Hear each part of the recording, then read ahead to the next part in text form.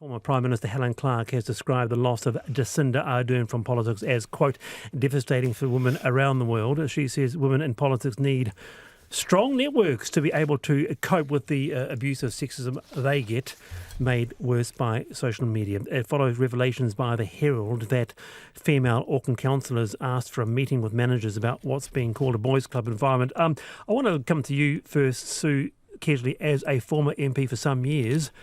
What's your take on this?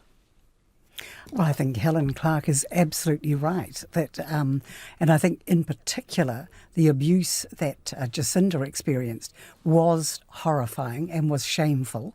I think in the last year there was something like 100, police interventions because of the extremity of the abuse that she suffered. But it's not just Jacinda, it is women politicians all over the world are facing this sort of rising tide of misogynistic abuse and violence. And one of the problems is that whereas mainstream media, there are rules and laws about what you can say on the internet, it's virtually unregulated.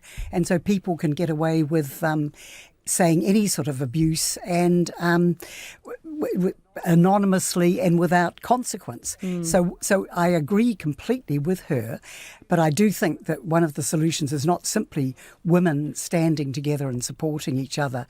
It's also that we need to regulate the internet, and there should be consequences for this level of abuse, because it is having a chilling effect on women politicians and putting off many women from standing for public life, or indeed just putting their head above the parapet. You're in and around the Beltway, Maddie, in Wellington. Is that what you hear?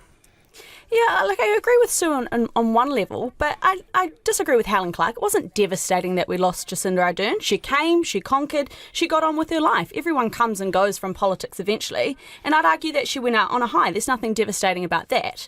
What would be devastating is if she did feel like she was bullied out, and she's always maintained that that wasn't the case.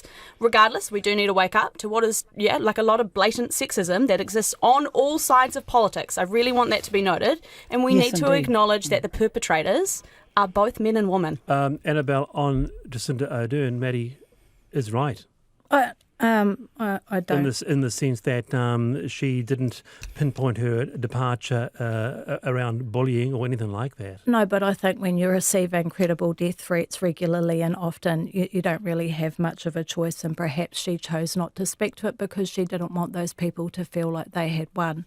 I think exactly. I think in terms of trolls, yes, we can talk about trolls, but actually when you look at what Tory whānau has recently experienced, this goes to the very highest levels of leadership. We're talking about people like Maurice Williamson, who was a very senior national minister, caught on microphone spreading lurid rumours about Ms Whānau that were completely untrue. It's really indicative of a much bigger problem of sexism and misogyny and violence towards women in this country.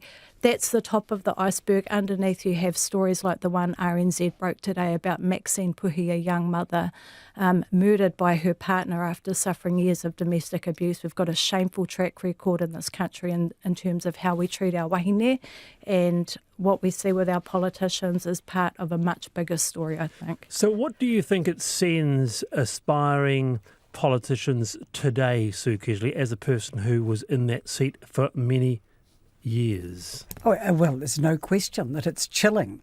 And it's just off-putting. There's many women are saying, why would I subject myself to this level of abuse? And it is, of course, part of a wider backlash, as Annabelle was suggesting. And you've got these groups in the so-called manosphere who are that basically they resent women who they see in public life as sort of challenging men, and their stated goal of these groups of men in the manosphere is to make women subordinate to men again. I mean, and so they're using the internet and this weapon of anonymous abuse to try to, in their words, put women in their place. It's a fair point, isn't it, Maddie? I mean, some of the things that you see on social media or raised in news articles that have been said, I mean, it's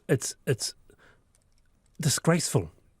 it's completely despicable, yes, but we also need to look at some of the sexism that women of the right receive against other women as well, right? A lot of studies show us that they're more inclined to receive media coverage for their physical appearance, their clothing, their family life. So there is a huge amount of sexism that goes on, and I would hate for us to think that it is limited to the small pocket of the internet.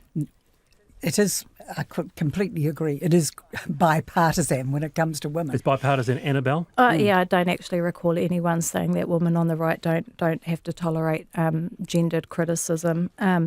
I can't help but think of someone like Nanaia Mahuta. Annabelle first, and then Maddie. I can't help but think of someone like, I think it's great that Helen Clark's spoken out about this issue on behalf of all female politicians. I'm the daughter of a politician and I'm the mother of 4 daughters, so, I think it's an important issue.